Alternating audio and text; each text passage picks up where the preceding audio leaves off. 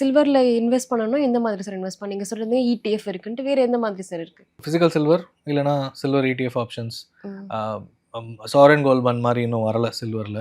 அது வருமானம் தெரியாது. ஏன்னா அந்த அளவுக்கு டிமாண்ட் இருந்தால் மட்டும்தான். சாவரன் கோல்ட் பாண்டே இல்ல சார். அதுவும் ஸ்டாப் பண்ணிட்டாங்க. பிகாஸ் கவர்மெண்ட்டுக்கு பெரிய லாஸ்ன்றதுனால 8 இயர்ஸ் முன்னாடி போட்டவங்களுக்குலாம் வந்து மிகப்பெரிய ரிட்டர்ன்ஸ். இந்த லாஸ்ட் 4 இயர்ஸ் வந்து கவர்மெண்ட் எக்ஸ்பெக்ட் பண்ணாத இன்க்ரீஸ் ஆச்சு ப்ரைஸு. அப்போ வந்து அவங்க வந்து வாங்கின ப்ரைஸ்க்கு கொடுக்கல. அது வந்து ரிட்டர்ன்ஸாக கொடுத்துருந்தா பரவாயில்ல. அன்னைக்கு ஃப்யூச்சரில் என்ன இருக்கோ அந்த ப்ரைஸ் தருவேன்னு சொன்னதுனால அவங்களுக்கு பெரிய லாஸாக போச்சு.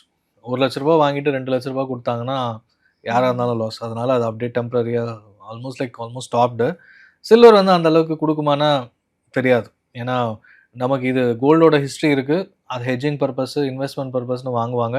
பட் சில்வர் வந்து அந்த அளவுக்கு ஹிட் ஆகுமா அமாங் பீப்புள்னு.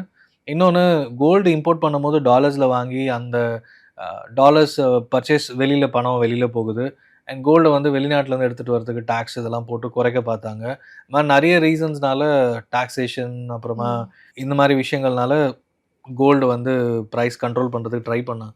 சில்வர் அந்த அளவுக்கு டிமாண்டோ இன்வெஸ்ட்மெண்ட் டிமாண்ட் வருமானா இந்த நியர் ஃபியூச்சர் மேபி 5-10 இயர்ஸில் வருமானலாம் சொல்ல முடியாது. அப்படியே ஒரு கம்ப்ளீட் ஷிஃப்ட் வந்தால் தான் கோல்டு வாங்குறவங்க எல்லாம் சில்வர் வாங்கணும்.